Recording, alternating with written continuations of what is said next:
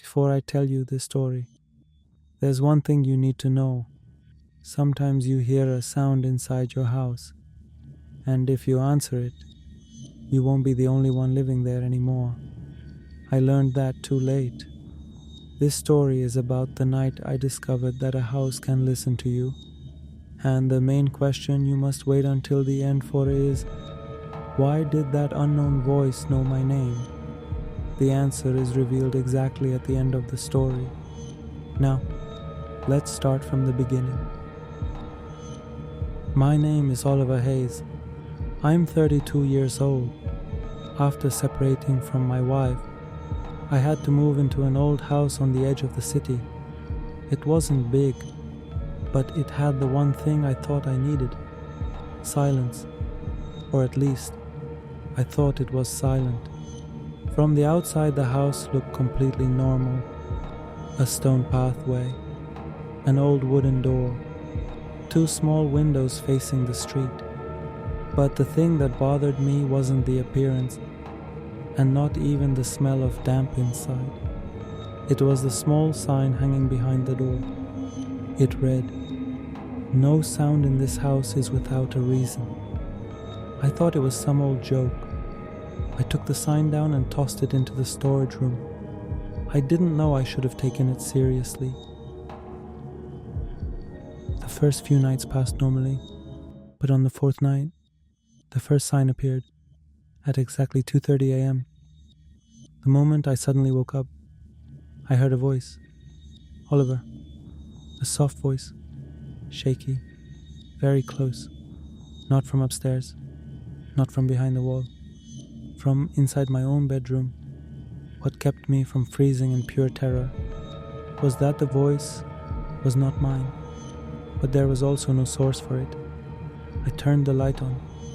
The room was empty, window closed. My breathing was shaking. I told myself and it was nothing, but I knew I was wrong. The next day I tried to ignore everything. Went to work, talked to friends, came home early, and went to bed. But again, exactly at 2:30 a.m., the voice returned. Oliver, don't turn the light on. Just listen. But I did turn the light on. And once again, no one was there. That night I couldn't sleep. The house had become a source of whispers. Whispers that only spoke when the lights were off. Nothing else. Just darkness. And a voice I didn't know. The next night the voice changed. It didn't just say my name. It mentioned something. Oliver, why did you remove the sign? My heart dropped. I had touched that sign only once. How could anything know? That was the moment I realized something. The house wasn't haunted by a ghost. It wasn't a person. The house itself was speaking to me. If you've stayed this far into the story and you want the full, real, long nightmare, please like the video. These likes help me continue making more true and disturbing stories. Now, from here on, the real fear begins. Because starting the very next night, the whispers became smarter. They no longer just said my name.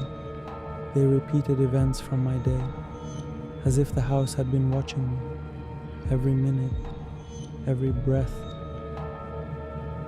On the sixth night, the moment the lights went off, the voice whispered, "Oliver, why did you lie at work today?"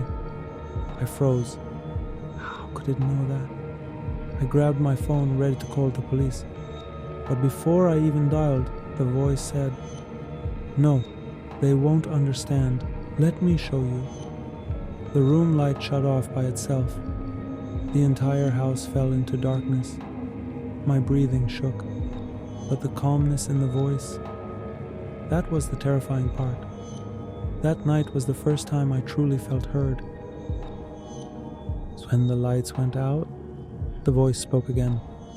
"Oliver, don't look behind you. Just listen."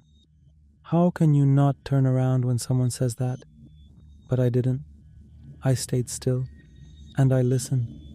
The voice started listing things from my past, things no one else knew. My old school, the name of my childhood dog, the last time I cried, even my mother's real name, the one never written anywhere. I trembled, but then the voice said something that nearly dropped me to my knees. I was here before you, Oliver, long before. On the 8th night, the real turning point came. I was sitting in the living room, lights on, TV on, trying to stay awake. Suddenly the TV flickered. Horizontal lines rolled across the screen. And then a voice, low, distorted, spoke from the speakers. Open the attic. I had never even looked at the attic before, thought it was just old storage. But the voice, it didn't sound human. Not a man, not a woman, not a child. Something between all three. Almost wrong. Still, with shaking hands, I pulled down the ladder, opened the attic door. Dust and old wood hit my face. But what I saw next was far worse. There in the middle of the attic was the small wooden sign from behind the front door, the one I threw into the storage room. Someone, or something, had brought it here. I moved closer. A new sentence had been carved into it, slow, uneven letters, as if carved by shaking hands. Read, "When you speak, we listen." So before we go on, I have to ask you something. What do you think the voice was? A spirit? A person hiding inside the house? Or the house itself? Alive? Write your guess in the comments, because from this point on, everything becomes much more real and much more dangerous. Now let's continue. On the 9th night, the voice didn't come from the walls, or the ceiling, or the empty rooms. It came from inside my ear, a whisper so close it felt like breath. It said, "Now you understand. This house feeds on sound." My whole body froze. I screamed, turned the lights on as fast as I could, but even in the light, the voice didn't stop.